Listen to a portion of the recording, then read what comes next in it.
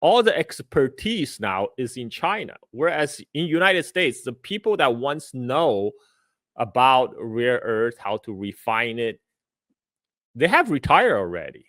And they did not train a new generation of young people to take their place. So now there's a complete lack of human capital in that industry. Another reason China could do the rare earth export control, because it is a thin margin industry, even though it's so critical to the modern manufacturing.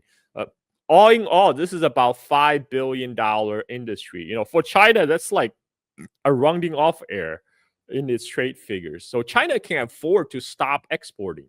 And auto manufacturing, aeronautics, every other industry do need rare earth and rare earth magnets. And they all have to come from China. And this is why China had the Trump administration by the balls.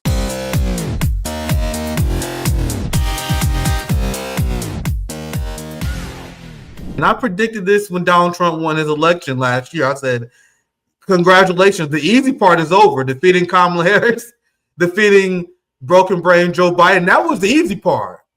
Now you got to deal with the rise of China. That's the hard part. The election is easy. And I showed old tweets of these MAGA accounts that had these horrifically aged takes where they were saying stuff like China only have few options right now. Accept Donald Trump's terms and completely surrender, devalue the one. Now Donald Trump he was humbled by China. And I will play this clip to get your thoughts on his attempted trade policy, because Trump had changed his tune a lot. I want to get your response to this clip, Carl. When he's asked about China, he said something that we've been advocating for a long time: cooperation with China. How big of a threat is China? It's like everybody else. We're a threat to them, too. Many of the things that you say, we do to them. Look, this is a very competitive world, especially when it comes to China and the U.S., and we're always watching them, and they're always watching us. In the meantime, I think we get along very well, and I think we can be bigger, better, and stronger by working with them as opposed to just knocking them out. How big of a threat is China? Now, you guys see the question she asked in the beginning, but isn't this what I've been advocating for? Isn't it better for us to work with China? Carl, I want to get your thoughts on the results of the trade war, your reaction to Donald Trump publicly changed his tune, going from trying to bring China to heel. Now he's saying we got to work together with them. What's your thoughts on recent developments? Well, Nick, have always been a fan of taco, and Taco Thursday is very good. Trump just basically rolled back all the so-called liberation tariffs back to the days of March. So all the whole 7 month was for nothing. All that 7 month that he caused the disturbance in the market. Sorry, folks, that's just for show. Because it takes them 7 months to realize China hold all the cards. In fact, China make all the cards. And this is particularly in the case of rare earth, where China still dominates 90% of the rare earth processing. So to the point where when they dug out rare earth from mountain pass mine in California, they had to ship it to China for processing. It was done until April this year, when finally the tariff went up so much they stopped sending rare earth from California to China for processing. But the problem is China has been preparing for this moment for 8 years, for 7-8 years, ever since Trump's first term, when Trump first started slapping tariff on China. And whereas Trump, he thought as long as he makes that tariff announcement, it will be a magical bullet. Everybody will bend the knee. That's not what happened. And they had no preparation for what's to come after. And this is a problem with the Washington elite circles. They have been imbibing their own propaganda for so long, they start to believe it. I mean, it's one thing to propagandize the American public about the relative strength of United States versus China, But when you believe in your own, when you start drinking your own Kool-Aid, that presents a problem. And I So think we that see it all was the time.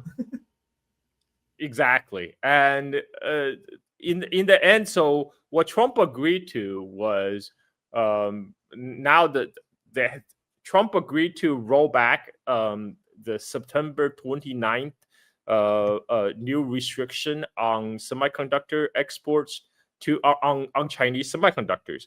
So the September 29th so-called BIS 50% rule, which expanded the blacklist on Chinese semiconductor company from original 1,400 to 20,000. That major escalation is what triggered the latest round in the trade war. When China on October 9th, they slap on more stringent export control on rare earth. And then, pandemonium.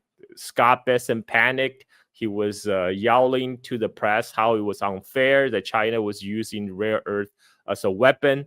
But in the end, they had no choice. So for China's part, they're rolling back this export control on rare earth from October 9th, which means what export control China did place on rare earth before October 9th still stands. So, there's a lot of concern on whether U.S. military industrial complex is getting those rare earth. The simple answer is no. Because China has slapped on the rare earth export control last year. Those export control is still very much on. The U.S. is still going to have trouble sourcing rare earth for its F-35, Patriot missiles, and etc. And so, but what U.S. had to cave was when China put on a whole slew of export control on rare earth that will threaten all the manufacturing in United States, because now rare earth goes into everything. And Donald Trump tried to do some damage control by signing rare earth supply agreement with various countries like Australia, Thailand, Cambodia, Malaysia, Congo, etc.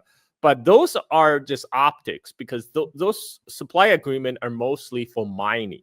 The problem is not in mining. The problem is not digging the rare earth out of the earth crust. Anybody can do that. The real Chinese chokehold is on the processing part, because they have spent last 40 years dominating processing, and Chinese top university like Tsinghua, Fudan, they graduate tens of thousands of PhDs every year, specialize in rare earth research and development. Whereas in the United States, that whole field does not exist, because the industry doesn't exist anymore. So U.S. cannot ramp up its own rare earth supply chain very easily. It will take decades. But knowing the attention span of U.S. administration, do you think they will be able to follow up a 10-year plan? China has their 5-year plan they announce every year, and you can trust Chinese government to follow through. But for U.S., the only thing they worry about is soundbite, next election cycle, next quarterly earning reports. I mean, they had known about this rare earth problem, China's dominance of rare earth, for at least 10 years now. You will find U.S. Congress complaining about this back in 2014. Well, guess what? Nothing was done. In the last 10 years, nothing was done. And I don't expect this time will turn out differently, because right now, what Donald Trump is trying to do, he's trying to copy China in implementing industrial policy.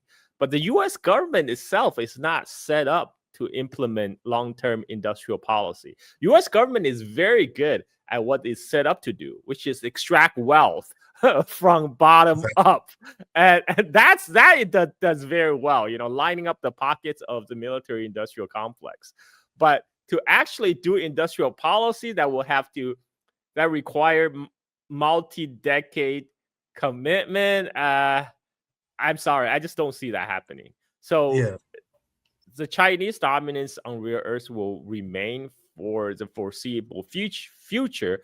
And China has now flexed their muscle to put Washington on notice. Hey, look, if you're going to break the truce in the ceasefire, then you're going to break the ceasefire on the trade war, then we have what it takes to slap back at you. You cannot push us around anymore. We are a peer, and you got better treat us as equals. Otherwise, you're gonna get pushed back from us, and you will not like it.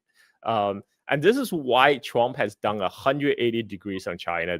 Now he's calling China a partner. He's calling G2. But China is not falling for all that. China just like, look, all we want to do is just do business. Like, sir, this is a Wendy's. Just buy your burger and get the fuck out. Like we're not interested in all that G2 business. That's but funny. But Trump being what he is, he's a reality TV show host. So he will going to spin this as a victory, and he's gonna sell that to his followers. And guess what? So many of Trump's followers are gullible enough to swallow that. So this is why Trump can reverse his position every 24 hours in a tweet, because everybody, his core following, will believe him anyway. They still, like, Fox News has been hilarious cope. I don't know if you've been following. I don't know if you had the stomach to. I'm a glutton for punishment. I like to analyze the propaganda. The Fox News, they are selling this as a great victory, a great success, a flex of American diplomacy. This is the tweet I referenced earlier. I showed this on the earlier stream, and it's just a small portion. Carl, I know you've seen all like these MAGA tweets before. This is like around, well, this tweet is April, the audacity. Like, a lot of these tweets came around February, maybe early March. The audacity to send this in April. Like, China has three options. Number one, concede defeat to whatever equivalent. Go ahead. This is the equivalence of, remember before U.S. launched the operation against Yemen, the so-called I remember. Guardian, Yeah. and all these big accounts start posting the U.S. military propaganda and say, "Oh, now the Yemenis about to find out why we don't have health care." Well, guess what? They still don't know why Americans don't have health care, and this is exactly the same vein of hopium and copium.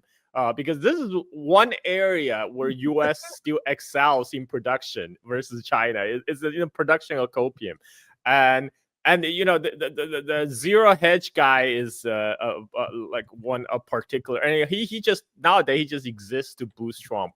It doesn't matter about credibility anymore. It's just about to boost Trump to his audience. But there's a ready audience for that. I think, you were talking about Mandani earlier. Trump is basically selling the same hopium and copium but just to a different demographics, right? I mean, like they're both promising change because everybody knows the U.S. government, U.S. Governing elite is rotten to the core. So Americans from all political spectrum are demanding change, and so you have charlatans like Trump, promising change, or you have Obama from before promising change, and then nothing gets done. But that's how they get people. That's how they get people vote for them. And once they're in the office, forget it. The thing with Trump is he, because he's a reality TV show host, so everything is optics. He doesn't actually care about the effects, because for Trump, this might be Trump's last term. I'm pretty sure this is Trump's last term. So he doesn't really care what happened after. He only had 3 years left, man. He can do whatever he wants. Yeah, he's getting old. And it, like, our system is pure anarchy. There's no real coherent central planning other than making massive profits for our ruling class, which is why they will never be able to compete with a country like China that has a unified vision. Like right now, like a big discussion in terms of domestic politics is the shutdown. There's the big government shutdown, which is, hey guys, spoiler alert, they're going to implement austerity. That's what this showdown bullshit is all about. And whenever they have to cut more benefits for the working class, the more absurd it always is, the longer they have to drag these kind of things out. Now, what are the Democrats claim they're fighting for? They say they're fighting for health care subsidies for Obamacare. Can you imagine a more incoherent and more ineffective way to distribute health care than the heritage plan that our capitalist government thought of, where they give taxpayer money and private subsidies to health insurance companies so they can maximize profits while keeping prices still unaffordable? So what Democrats are fighting for right now, do you guys understand? They're begging to keep the subsidies in place because without your taxpayer money driving the profits of health insurance companies, the prices will then skyrocket because the health insurance companies say, oh, we got to make profit. What kind of genius will organize a healthcare system like this? Does that seem like it make any sense to you? It doesn't. The only goal our system have is to create and maximize profit for their donor base. And I say that specifically because it's not like they're maximizing profit for everybody. There are small businesses that go under all the time under this incoherent system. They pick winners and losers in our systems all the time. Right now, Trump and his bros are picking the Bitcoin bros. They're the winners. AI is the winner. While the farmers struggle. The farmers need bailouts because the trade war with China. You guys see how it's completely incoherent. That's by design. I know probably not the best word to use, but that's the anarchy of the capitalist structure. I want to show this. So this was a good breakdown that you had. This is what the MAGA right is learning the hard way: the dominance of the United States rare earth minerals. And this was a game changer in a big way. I want to get your thoughts on this too. Well, go ahead. I mean, this is, again, a self-inflicted problem because once upon a time, back in the 70s, U.S. actually was dominant in the rare earth industry. Then the Wall Street did their numbers and realized, you know what? The rare earth extraction and refining is very polluting, and it's generating very, very low margins. We don't need that. Let China have it.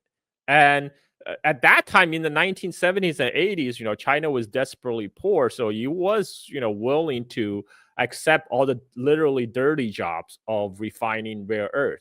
But what happened was, after 40 years, all the expertise now is in China. Whereas in United States, the people that once know about rare earth, how to refine it, they have retired already. And they did not train a new generation of young people to take their place. So now there's a complete lack of human capital in that industry. Another reason China could do the rare earth export control, because it is a thin margin industry, even though it's so critical to the modern manufacturing. All in all, this is about $5 billion industry. For China, that's like a rounding off error in its trade figures. So China can afford to stop exporting. And but auto manufacturing, aeronautics, every other industry do need rare earth and rare earth magnets, and they all have to come from China. And this is why China had the Trump administration by the balls. It took Trump administration 7 months to belatedly realize that fact. I mean, these guys are not that smart. And, the worst part is they believe their own propaganda about their own superiority, because every single one of them have been infected with American primacy virus. They really believe that, U.S. can easily call the shots. And this has been shown to be false. Multipolar world is already here today. It's a reality. And now they have to, finally, they're moving from, the 5-step grieving process cycle. They're finally moving from denial, anger, and now moving small baby steps toward bargaining. That's where they are right now. Have you been following the new Japanese Prime Minister? I want to get your thoughts on her because I done a few segments on her. She like a Margaret Thatcherite. She said she looks up to Margaret Thatcher, and her platform, she ran on the platform of increased military spending and a hawkish position against China. And this is what I tweeted because I think it was a funny contrast between what a sovereign country and what a vassal state looks like.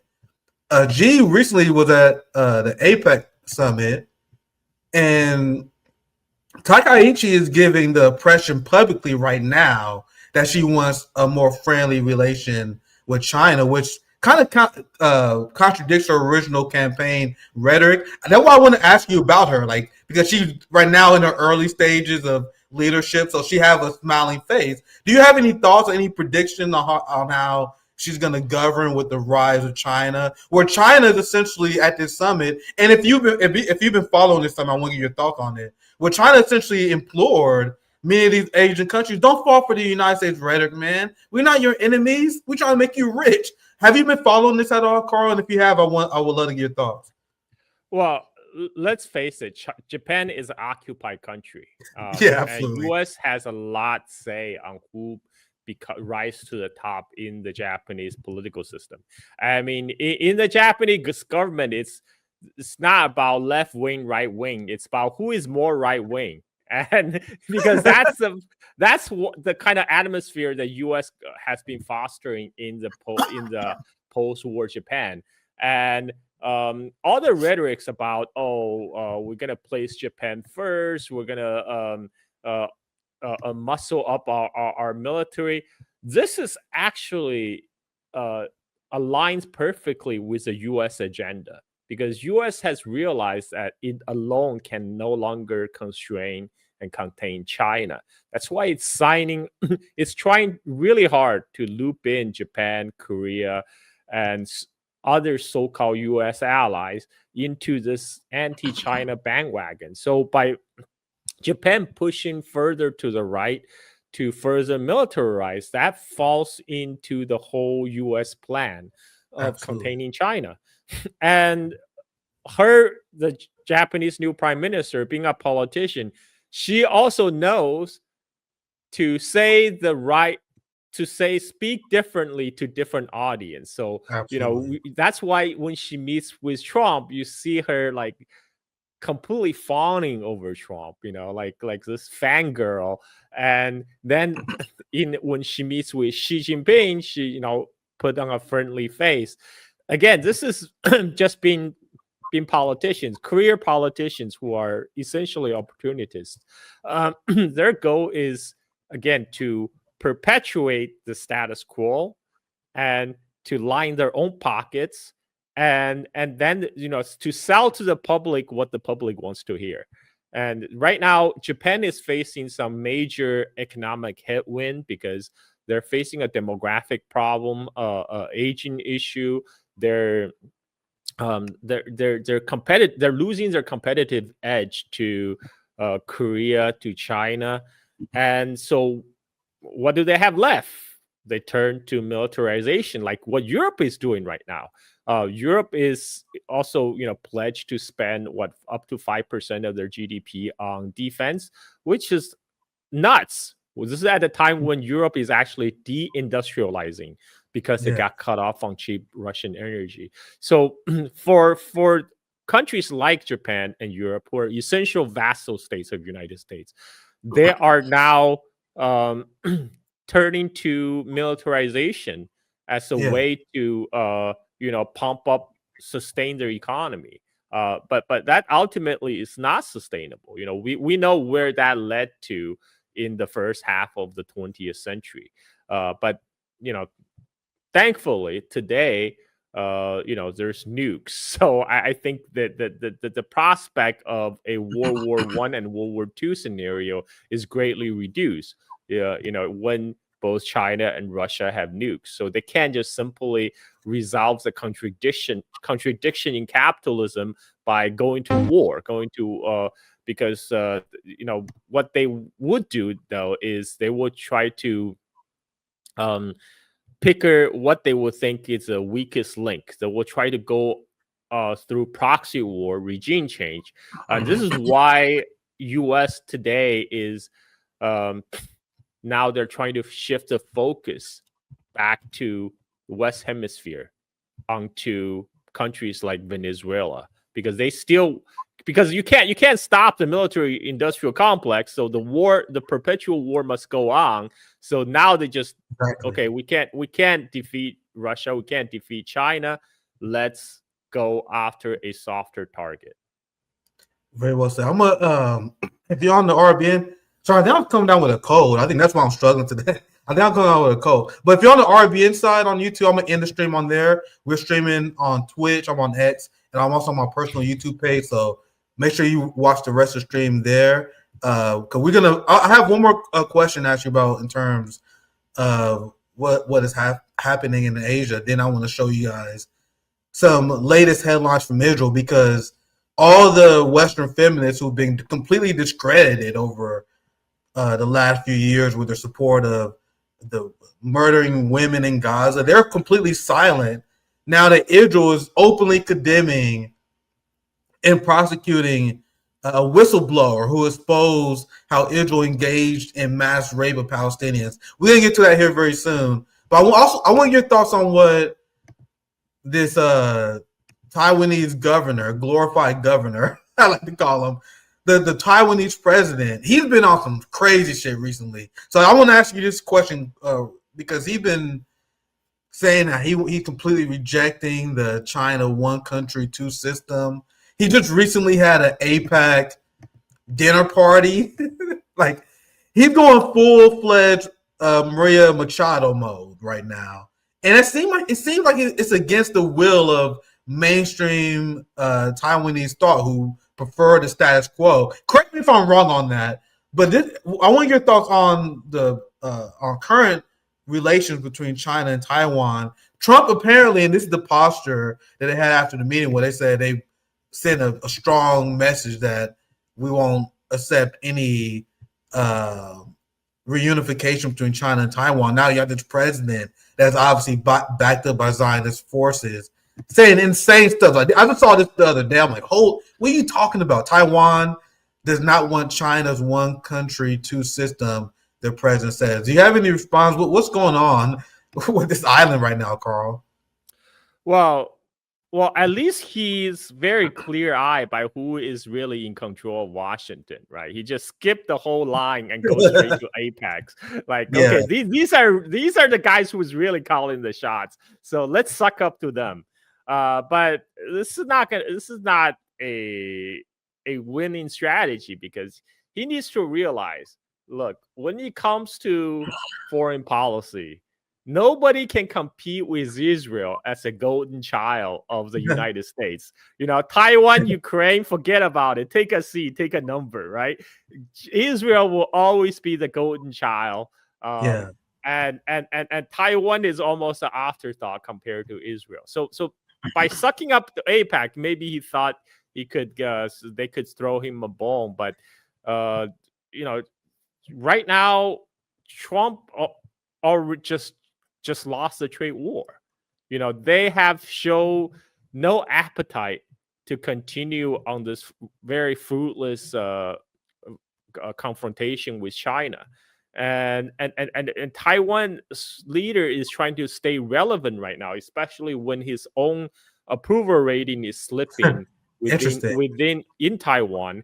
You know, he's actually recently did a very unpopular move where he's trying to do a popular recall of all the opposition parliamentarians, and he failed. You know, he invested a lot of capital into have a referendum to recall the opposition members from the Taiwan parliament, and that failed. And so now he's trying to stay relevant by, you know, doing stunt like hosting APEC parties to stay in the public limelight.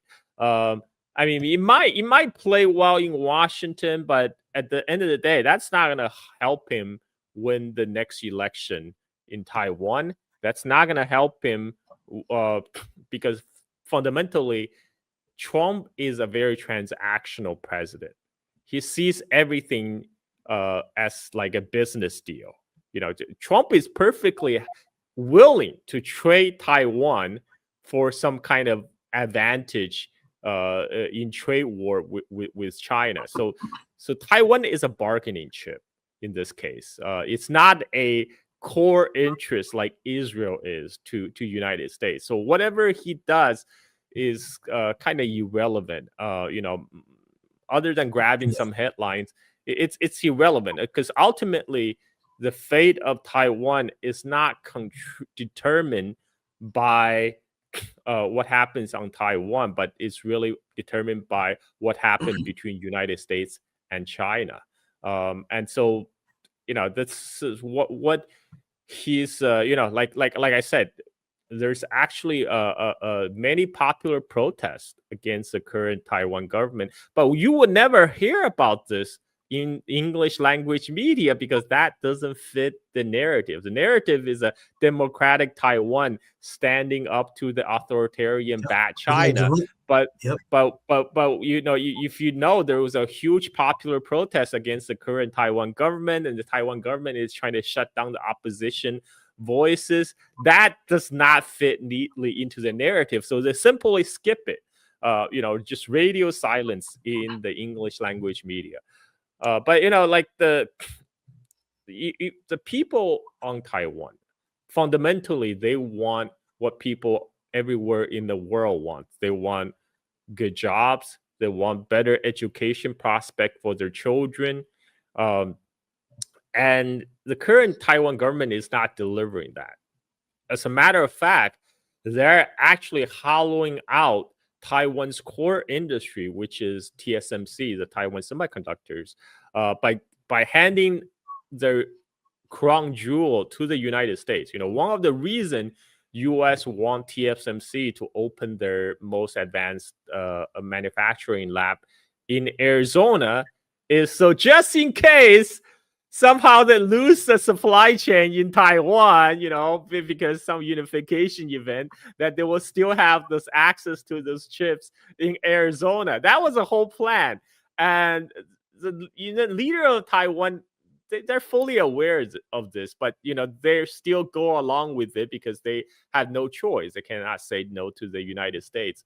But it's bad for Taiwan because Taiwan Semiconductor is basically the bulk of Taiwan economy. If that goes, everything goes. And for a lot of the Taiwanese semiconductor engineers, they're already voting with their feet. They have gone to work in semiconductor companies on mainland China. This is why Taiwan government now, they're outlawing Taiwanese engineers from going to mainland to work on semiconductor industry.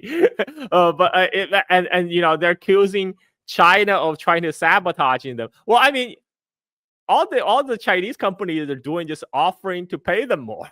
You could just pay your employee more and you'll retain them. It's a very easy proposition, but instead they're taking to legislation to prevent their people from going to the mainland.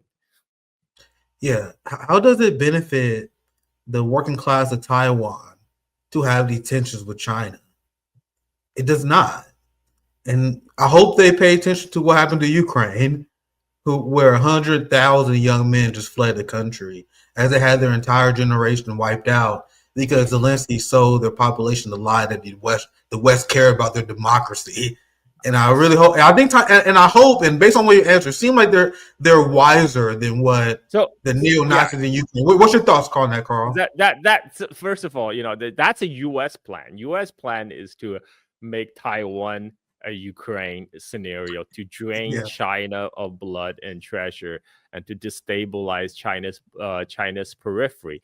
But for the people, even the Taiwanese elite who want to remain separate from China, their goal has never been to be the front soldier for United States to fight mainland China. Their goal has always been trying to get United States to sacrifice blood and treasure so they can remain separate from China. They did not. If this shit hit the fan, I can guarantee you, you're gonna have just an influx of people going to Irvine, California, right? There will be boatloads of people going to settle in California. They're not gonna be fighting the war for the Uncle Sam. They expect Uncle Sam to send in Marine jarheads to die on the beach of Taiwan. They're not preparing to sacrifice their own life for United States. So this is a difference. This is a crucial difference between Ukraine and Taiwan. Yeah, right.